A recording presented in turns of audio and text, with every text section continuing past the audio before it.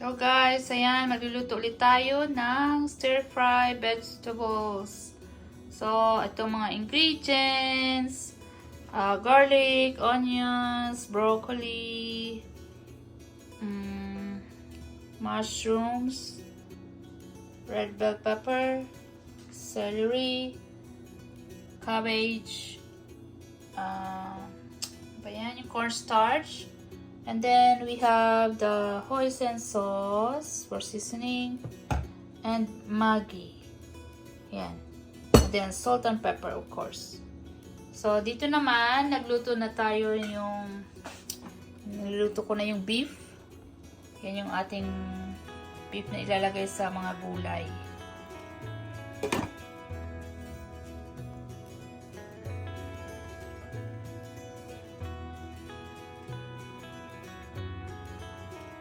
Lagay na tayo ng mantika para igisa na natin yung mga gulay.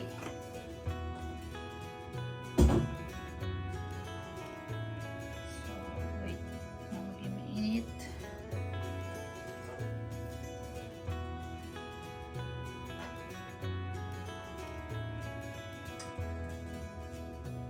Pwede rin kayong maglagay ng mga gulay kung ano yung gusto nyo. Pwede rin sayote, zucchini, ano pa ba?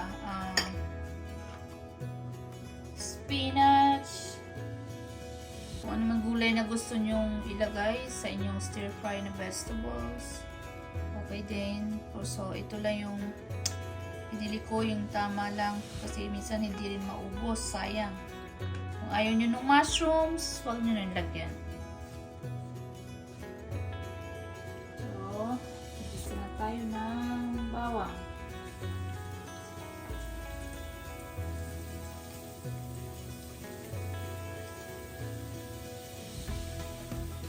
Golden brown.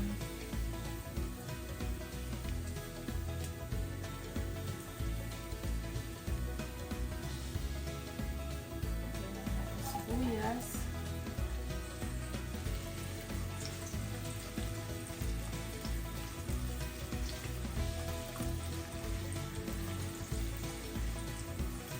So, ito lang po ay yung sa aking paraan kung paano po ako magluto ng aking mga recipe.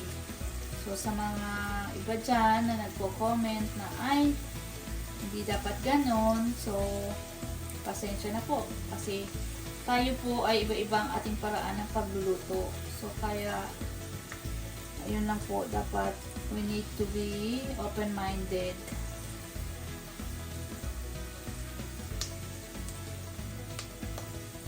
Sa inyo naman po yan kung ano yung way na inyong pagluluto ay sundin ninyo. Hindi naman kayo ay pinipressure na ito dapat gawin, ito ganyan, diba?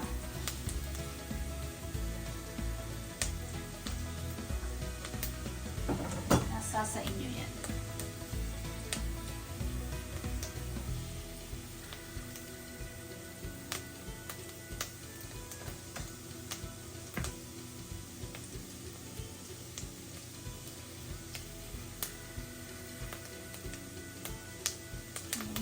Mushroom.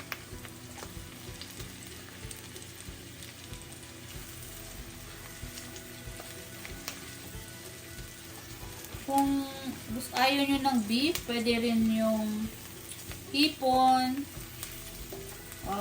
chicken, or pork. Depende po sa preference nyo kung ano yung meat ang lalagay nyo.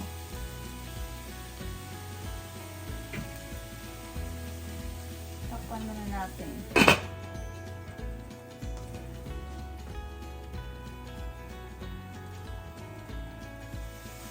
Ayan, bango-bango na. Ilagay na natin yung repolyo.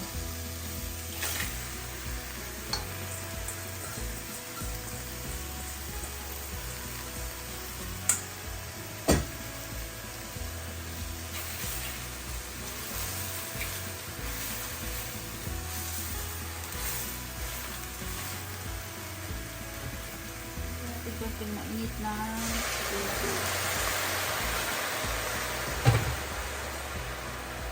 Bali, napakulo na po ako ng tubig para mas mabilis.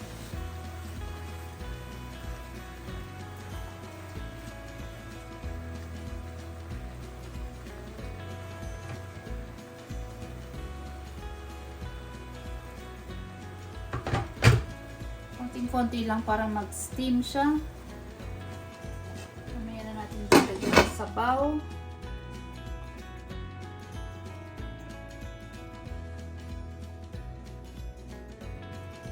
Kaya nilagay ko na po yung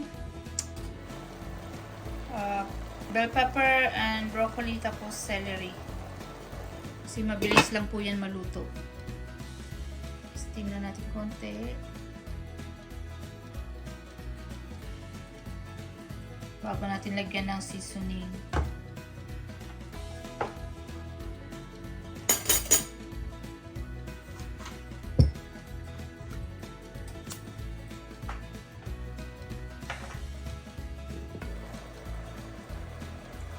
Lagyan po tayo ng Maggi seasoning. Ang pasarap. At konting asin.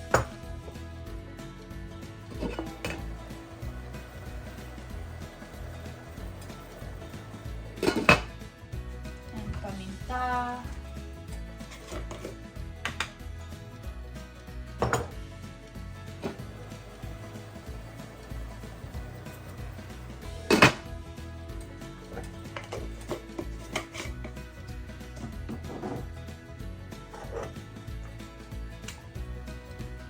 Bago lagyan natin mamaya yung oyster sauce.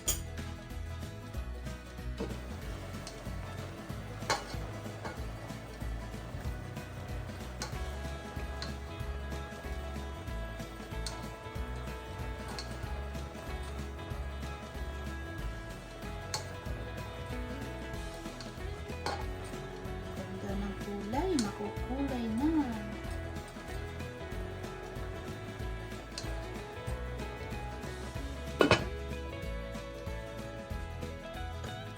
Lagyan na natin ng hoisin sauce. Mga 2 tablespoon.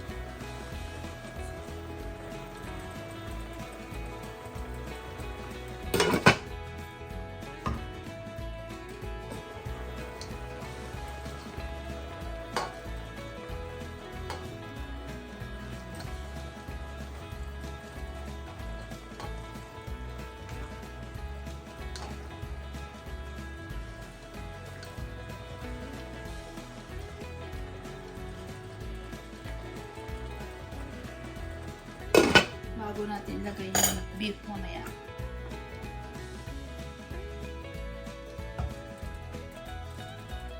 Ilalagay, mix ko na yung beef. Marami na yung sabaw.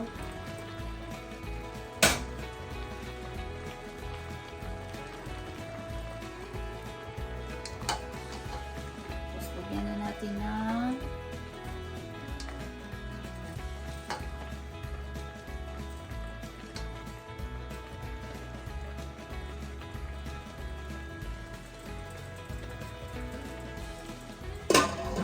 ng cornstarch kasi ma-overcook siya pag actually na-overcook naman siguro.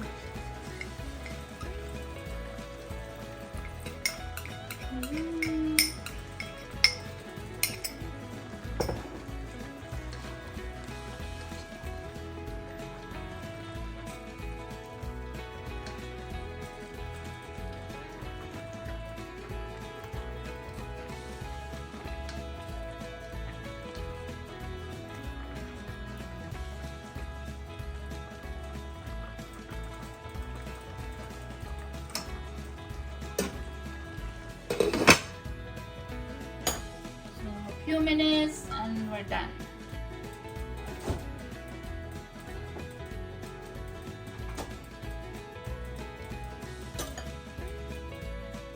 Titikman na natin guys. Masarap ba?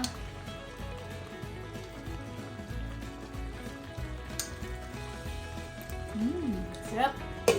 Kailangan na patayin para hindi ma-overcook yung gulay. Tanggalin na sa kalan.